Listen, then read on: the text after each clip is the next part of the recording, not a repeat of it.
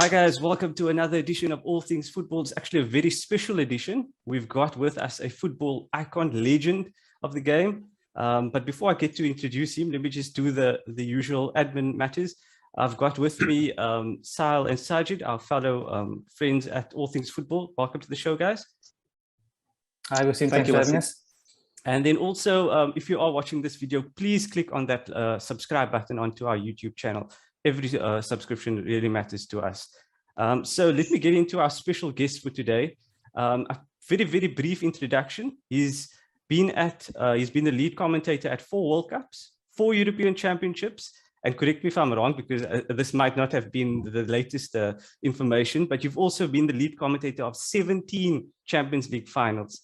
It's a very honor, a privilege for us to invite you and welcome Mr. Clive Tyldesley. Hi guys, good to see you all. I've done a few more than that actually, but it doesn't really matter who's counting. One's enough. Some people think one was too many. No. I think there are few and far between, but yeah, it's definitely been a pleasure to have you on the show. And I want to get right into it because I read a quote recently that you always wanted to be a football commentator. And so how did you go about actually having this dream and making it a reality and making it last for 25 years, if not more? Well, the career path was very different back in the late 17th century when I started out. I wanted to study media at university, but I mean, my university years were, wow, 1972 to 1975, yeah. And I think there were 4 media courses in the UK further education system in total, and none of them wanted me. So I, at university, studied industrial economics and politics, and just tried to create my own kind of media course by volunteering for anything and everything. This was again in an era before universities had their own radio stations and television stations. So I was the editor of the university newspaper. I wrote and acted in the university comedy review, which we took to the Edinburgh Festival, and so on, just to try to equip myself for a career hopefully in broadcasting, because for some reason, and don't ask me why, that was what I wanted to do. I was certainly never good enough to be a footballer, so I guess this is the next best thing in terms of an involvement with the game that I love. And the first break's always the biggest break. As I was studying for my final examinations at university, having literally pestered the program controller of a local radio station that was opening in the same city just about the time that I was graduating. He offered me a job essentially as a T-boy, just to do anything and everything that nobody else wanted to get their hands dirty with. And yeah, once I got my foot inside the door, nobody was going to chuck me out. I was staying in. So in a sense, whenever I'm talking to students of today, media undergraduates of today, the one thing I can't really advise them on is the career path, because it's very different now. Whereas there were 4 courses in the nation back in the 1970s, there's now 4 at every university. So there are an awful lot of qualified people coming into the jobs market every year. And they are very qualified, because the radio stations and television stations at the universities are kind of network broadcast standard. So people are coming out, pretty much oven ready to go. But I think the one thing that I can identify with is just the appetite to want to do it. You've got to show a prospective employer that you care as much, if not more, than the next candidate. And so your CV, the voluntary work that you're prepared to do in order to get a feel for and a taste of the profession, I think that's probably more important than the qualification itself. And even though I didn't have any qualifications, I had a good CV when I graduated from university. Awesome. Clive, it's Sahil here. Hey, Sahil.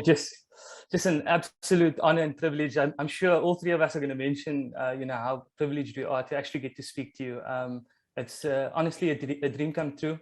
I think the first time I listened to you commentate was in the early in 1999 or 1998-99 season, the treble-winning season of Man United, and yeah, I think everyone by now knows, the iconic moment when United won, and your shouts at the time that Solskjaer had won it. Yeah, so just once again, just that was my dad. I'm only 26. Yeah, that was my father. Yeah. With that said, and going back, then my question is more along the lines of co-commentators. I know early, I think it was late 90s, early 2000s, you had Ron Atkinson, the passionate Ron Atkinson, alongside you, and then you also had, or we heard you alongside Andy Townsend as well a few times. Who would you say was your favorite pairing in terms of someone that complimented you and your style of commenting? They're nearly all very good friends of mine, Sahil, so I can't answer that question. I'm going to offend somebody. I actually wrote a book last year. During lockdown, I wrote a book. And if you have an interest, not in me in so much, but in terms of communication, really, more than broadcasting, just that which I think is really, really important in the 21st century post-COVID world, how we communicate with. I mean, here we are having a conversation that we couldn't have dreamt of really 10 years ago, maybe less, visual conversation with somebody at the other end of the world. But at the same time, actual physical meetings and conversations have been severely reduced in the last few years. So the way we communicate with each other is very important. So a lot of my thoughts on communication are in that book. It's called Not For Me, Clive. And I say, if you're interested in that area, that I would recommend, because it's all kind of in there. Everything you're about to hear, you'll read in there. And when I refer to co-commentators in the book, I do select one because for 2.5 to 3 years in the very late 1980s, I commentated on rugby league, which is not a sport that I know particularly well. I was actually at a rugby school as a kid, but at a rugby union school. And I grew up in the Manchester area where rugby league is one of the heartlands of rugby league. So I was around rugby league and I kind of had a knowledge of it, but I didn't have a kind of an innate feel for the sport. And I had to learn and to grow that by spending a lot of time in the rugby league community, listening to rugby league people.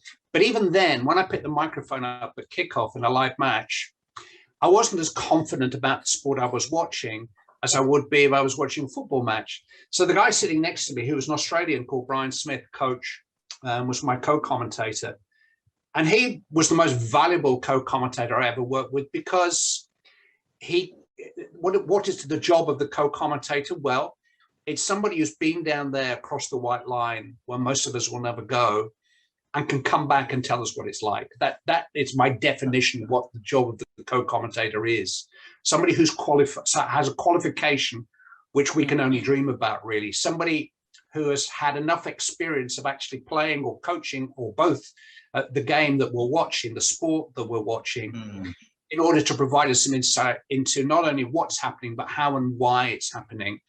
And Brian was able to do that, but he was able to do it in a sympathetic way for my relative lack of knowledge of the sport that was his sport.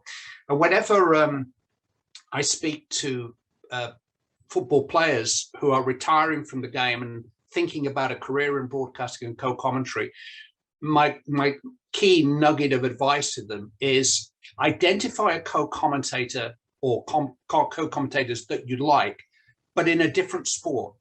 It may be, I don't know how much UK output you get there. It may be Martin Brundle in F1, a former driver who now provides analysis. It may be Nasser Hussain in cricket. It may be Lawrence Dallaglio in rugby. So they're acting as a co-commentator, but in a sport that you are not as invested in as them. Now, if they're able to communicate with you in such a way that they're not talking over your head, that they're actually improving your understanding of the sport that they know, then that's what I think makes a great co-commentator. Some of the finest players who ever played football or any sport have no idea how they did it.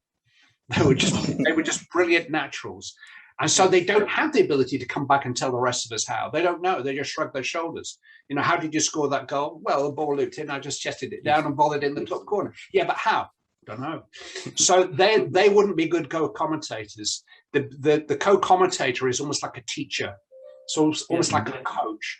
Somebody who can actually explain and dissect it to somebody who doesn't know, doesn't have their level of knowledge. And my great mentor in commentary, who was a boxing commentator, always used to tell me not to assume knowledge. He said, we've all sat in that maths class at school where it's half an hour in, you're sitting in the back row and you're thinking to yourself, I haven't understood a bloody word of any of this. Well, that's a bad teacher. You know, that's somebody who is rambling on in such a way that they're not being inclusive. They're not helping you to understand what it is they're trying to explain. And in a way, commentary and co-commentary has got to be exactly the same. Hi, Clive. It's Sajid here. Hey, Sajid.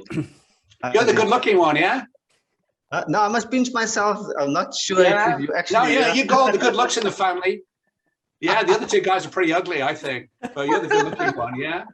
Have you seen Succession, the TV? Have you seen the TV show, the TV drama? No? Okay. No, it's a brilliant, brilliant drama. And there's a character, a central character there called Kendall. And I want to know if you've ever seen him in the same room as Wazim, because I think it is Wazim. I think Wazim is moonlighting as a Hollywood actor. Yeah, multi-talented. That's what I am. Yeah, you're more of a kind of Bollywood hero, Sajid. You know, you've got I could see you. You're the guy who saves the day, I think.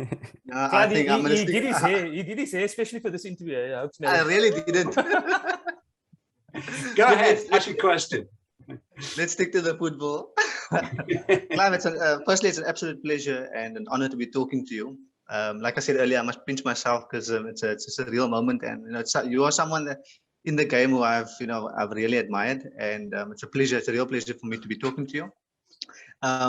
My question, very recently during the World Cup qualifiers, Clive, we have seen VAR used for some games and not for others, leading to many teams, including Portugal and our very own Bafana, being affected and perhaps not now going to the World Cup as a result.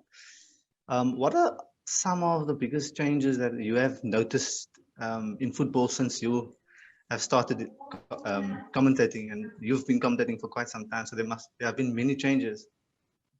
Well, is it okay if I use just one swear word? Yeah. The first rule of football is shit happens, okay? And the only way you can avoid and make yourself immune from the fact that shit happens is to be so good in a game that you win 3-4, 5-0. And if the referee gives a bad decision against you, then so what? It's 3-4-5-1.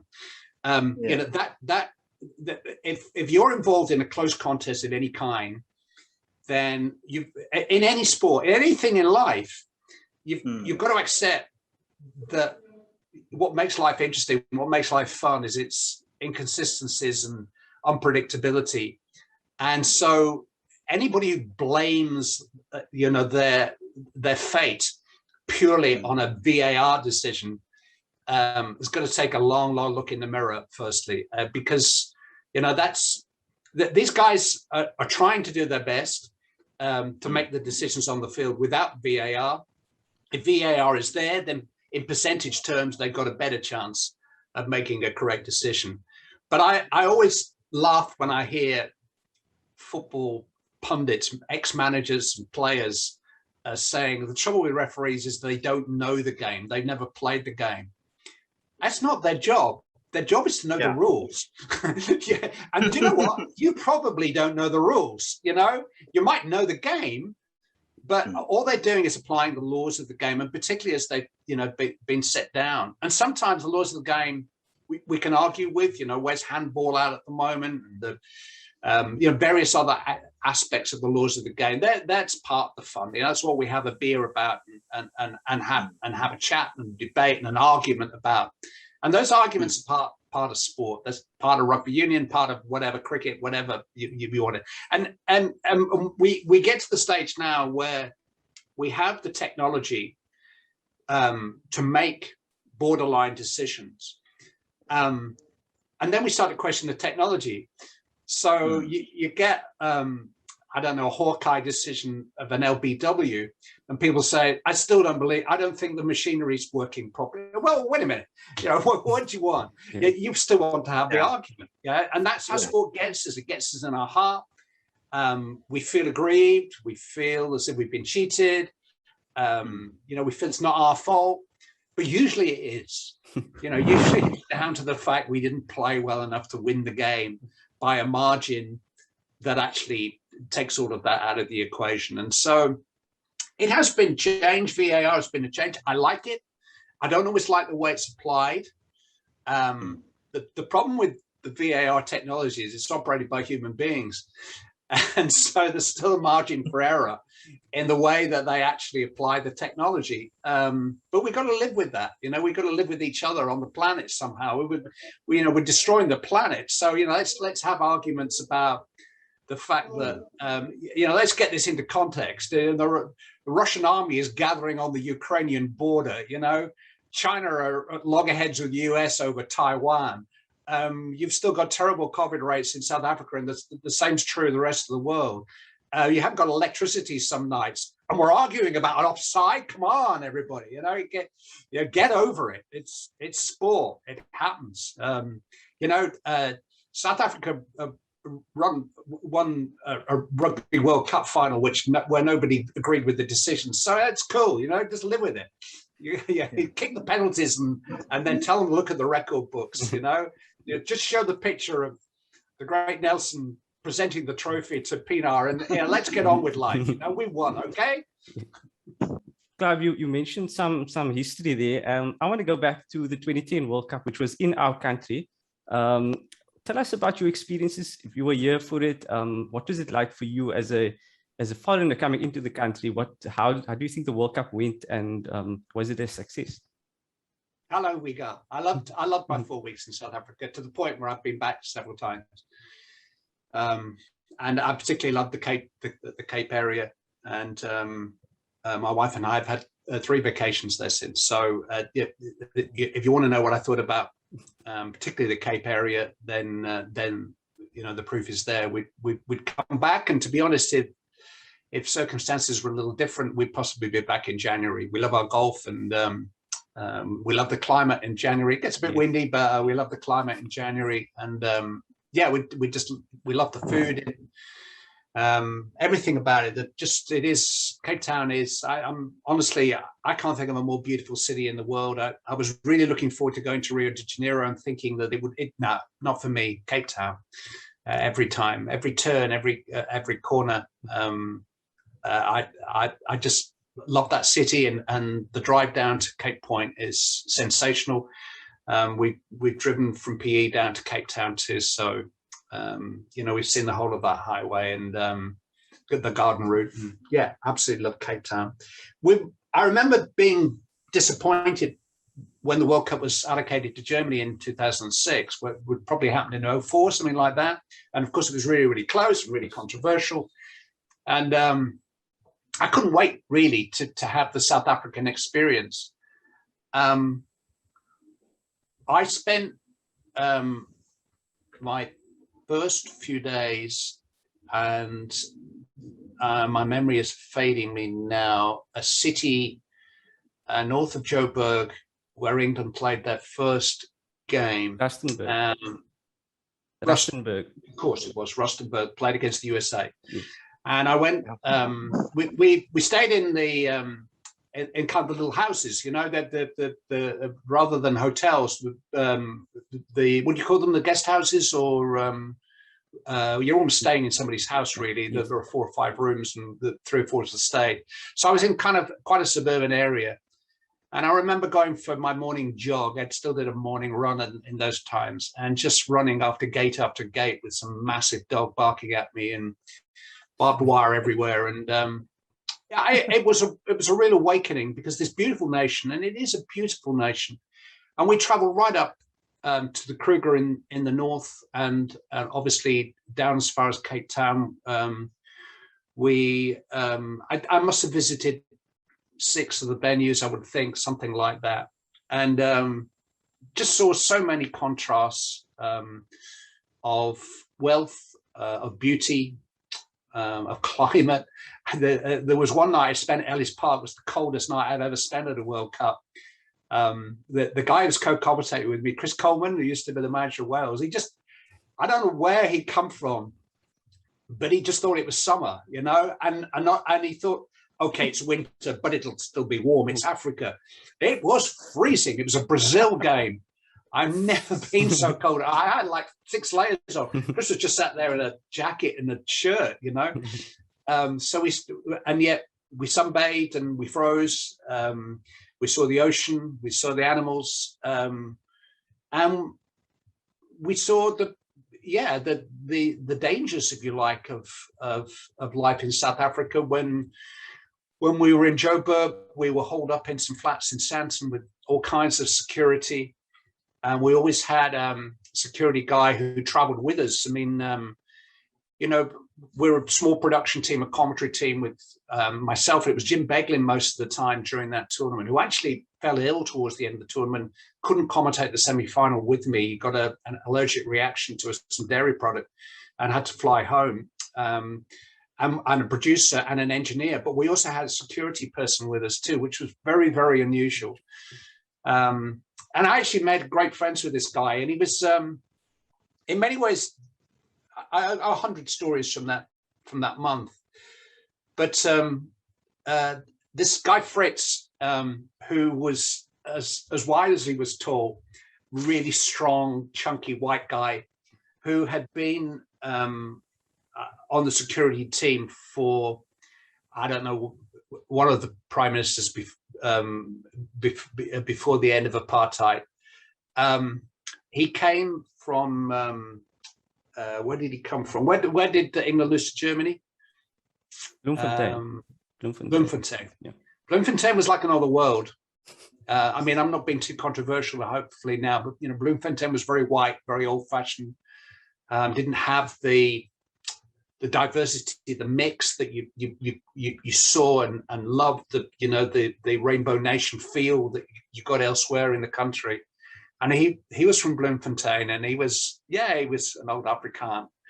And he was stood next to me in the final when Mandela came into the stadium a couple of hours before the tournament. And obviously we lived the entire tournament under the shadow of how unwell he was. And I mean, the World Cup would have just come to a halt right there and then if he passed during the course of the tournament. I met his wife at a charity event that I went to in one of the townships about a week before the final. Grace Michel was really, really real awe about her. Spent some time talking to her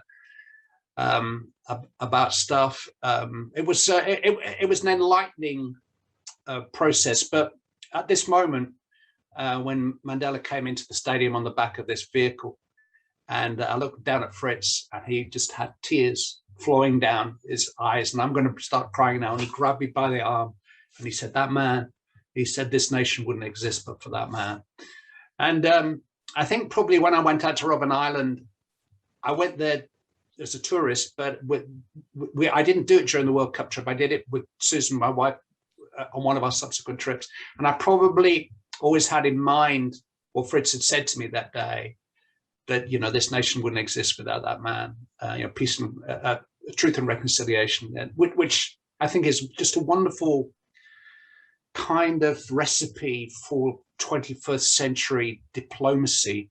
You know, you tell the truth and we'll forgive you, okay? It's not going to be easy what you did, but you tell the truth, you come out, say sorry, we can live with that, because we've all got to go forward together here. Somehow we've got to get this country moving again. We're all going to live in it, you know? And that was his message, really. And, you know, when I saw the lime quarry where he worked and heard the stories of the, you know, the terrible times that he and his colleagues had to endure during that period, it gave me a greater sense of of how difficult but how important it was to build the nation to what it became during that World Cup, which was, and indeed during the Rugby World Cup, which South Africa won, which was just a wonderful, wonderful place to visit. And I'm going to say something really, really controversial now. Fuck's sake, don't screw it up. Do not screw it up, South Africa. Yeah. 100%. Don't go back. Don't go in any direction. Do not go back. Go forward and go forward together, because it is just the most wonderful country to visit, and I want to visit again. And right now, I'm not sure I would. So there. Yeah, no, I was just going to ask. You know, we heard about, I think a few months ago, could have been even last year, about the shock move by ITV to, you know, change the lead commentator from yourself to someone else who I can't remember the name. I know it was quite a young commentator. However, the show has obviously gone on for you elsewhere, and you know, we've picked up your commentary. I know sometimes I go hunting for games and highlights to hear your take on the game, and you cropped up at, I think it was CBS Sports. Yeah, I'm doing the Champions League for the USA. Yeah, for CBS Sports Paramount Plus. Yeah. Yeah, so the question is just, you know, how has that changed? I know it impacted you quite a bit. I know you came out with a statement. I just thought if there's anything else you'd like to share about that, how it impacted you and the change, the change, you know, how has it been for you and your family? And you know, did that at all, you know, cause you to at all think about retirement? Because I know commentators don't really have retirement, you know, age. You know, we did have some older voices. I remember the late Peter Brackley was one of the older voices that we hear quite often. So, yeah. What else will I do? Golf. I can't do anything else. No, these things happen. I didn't like it at the time.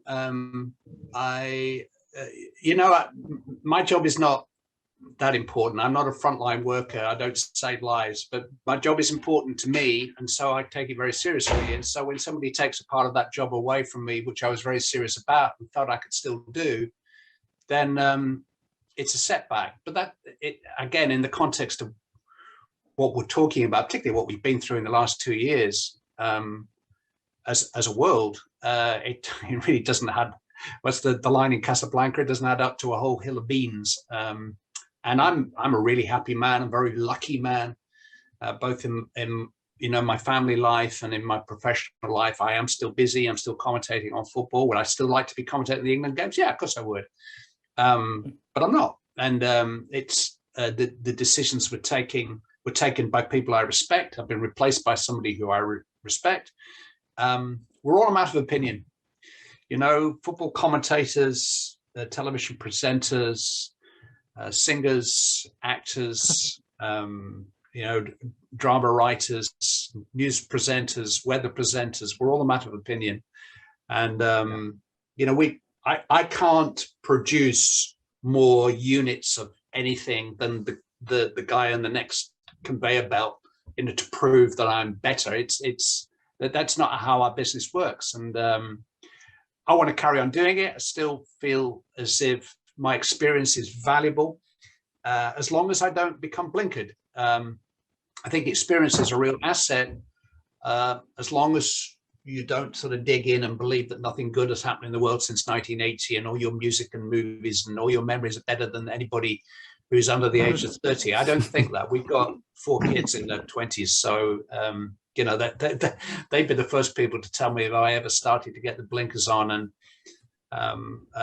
think like that. I'm very excited by modern media. It changes by the day. The way that people now consume their media is very different from what it was 5 years ago, let alone 20 years ago. And it's, you know, part of my challenge and part of the joy of my job is to continue to adapt to that. You know, we have we're just having a little bit of work done in on the kitchen in the house, and we've set up a TikTok channel, my wife and I, to chart that work. Commentators kitchen commentaries called on TikTok. It's a bit of fun. It's something I would never have dreamt of doing 2-3 years ago, but it puts a smile on people's faces. Lots, tens of thousands, hundreds of thousands of people's faces. We can now communicate like that through YouTube channels, through our social media channels and so on. We don't have to do everything now just through that one screen in the corner of the family room. So I've adapted to that. England have played 2 games this week. I've sat and watched them on TV. I don't throw stuff at the screen, but I miss it. Of course I do. But the moment you start to feel sorry for yourself, then it's a little bit like we're talking about with VAR. Get a life. You know, what have I got to feel sorry about? I'm a lucky guy. I don't ever think, oh, well, you've had your time now. It's time for somebody. No, I don't agree with that. I think you earn the right to do it. And so as long as I say I keep the blinkers off, stay, as long as these work and I can still see the players and still get the score right, so as long as this still works, and as long as I don't put the blinkers on and start to become some cantankerous old uncle that you want to avoid every time you see him, then I think I can still broadcast in the 21st century, and that's what I intend to carry on doing. Okay, Clive, as a youngster, I think here in Cape Town, when we were introduced to European football, it was just a different level of excitement. And I know as a youngster, I was always trying to mimic your commentary. And my mom used to get super cross. She'd be like, can you just stop talking to me? Because I used to play games and I used to commentate and I used to try and mimic it the way you used to commentate. And I just think it was fascinating and to enjoy it. I really used to enjoy, that's how much of inspiration you've been for all of us. So, and even now when we're watching games, it's very exciting when I turn on CBS and we do get you on the commentary. So my question here is, now in the history of football, so it's a long one. In the history of football, if you could choose just one game that you would commentate on, what would that game be? And alongside, I think you answered it with Sail's question earlier, but alongside who? Remember now, this is the history of all football. I can't make that choice. I don't waste my time with hypothetical stuff, really. I just every match that I've commentated on, every match has probably been the most important match in the life of somebody watching or listening. And even though I'm going to commentate next week on Manchester City versus Paris Saint-Germain live, and then 10 days later, I'm going to commentate on Salford City versus Chesterfield in the FA Cup, wow. There and somewhere here.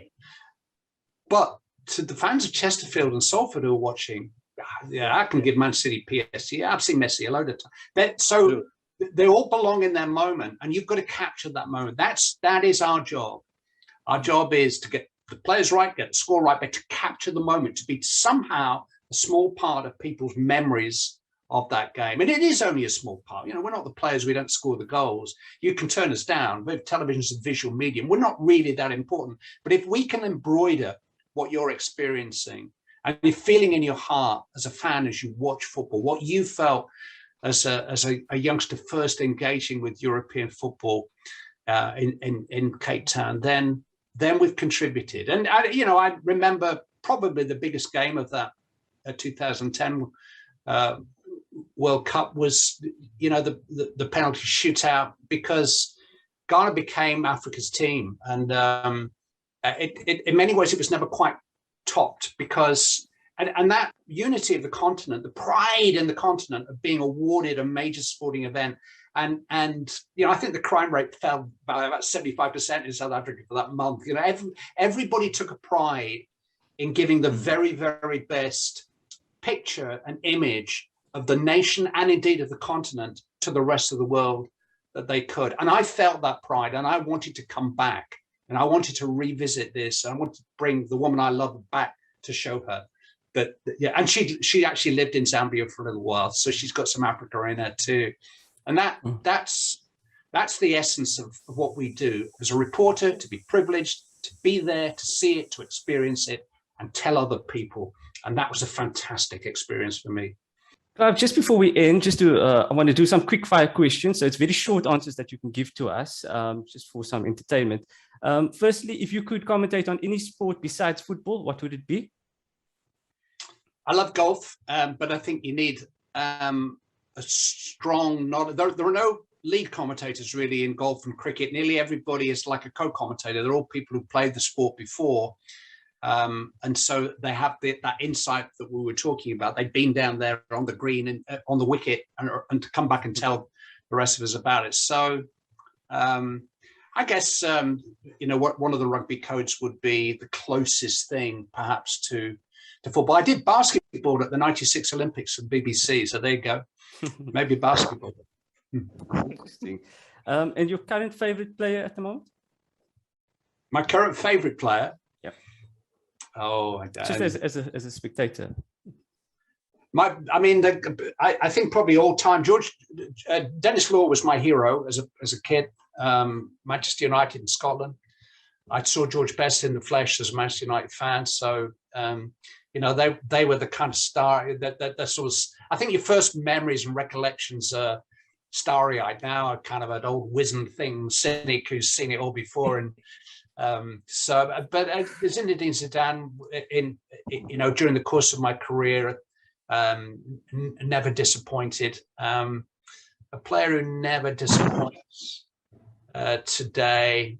I mean, the guys at Liverpool at the moment are, I mean, yeah, I mean, Mohamed Salah would probably be the guy at this moment in time who, you know, as a commentator, if you're calling the game live, is most likely to come up with something which will be memorable, which is, you know, we can only work with the material that we're given. And Mohamed Salah provides material game after game after game. And then that kind of leads on to the next question, which is, what is your favorite goal that you've ever commentated on? That moment that you felt like, wow, I'm so lucky to be describing this. Don't know really. I suppose the most significant game of my career was one that one of you referred to earlier, which was the 1999 Champions League final, because it was the climax of my first year as the senior commentator on the network. My predecessor, the late great Brian Moore, retired after the 98 World Cup. So if I'd screwed up the Solskjaer goal, I probably wouldn't be having this conversation with you now. You know, they'd have found somebody else. And the biggest audience I've ever commentated to was the World Cup semi-final of 2018, when England went out to Croatia, but England did take the lead very early in the game. So, yeah, I mean, that'd be probably a toss-up between Solskjaer and Trippier. And then your favorite stadium that you've visited as a commentator? Well, it wouldn't be Soccer City. We were miles away from the pitch in Soccer City, and it was miles to walk to get there. A lot of it is really governed by the commentary position. You know, there are certain commentary positions which I call no excuse commentary positions, and the Amsterdam Arena's got one of those, very high-sided, but you're kind of right on top of the action. Funny enough, there was a period when Wembley was being redeveloped, when the major cup finals in the UK were played at the Millennium Stadium in Cardiff, which is a big rugby stadium, but that's got a fabulous commentary position too. In terms of atmosphere, a European night at Anfield or Celtic Park.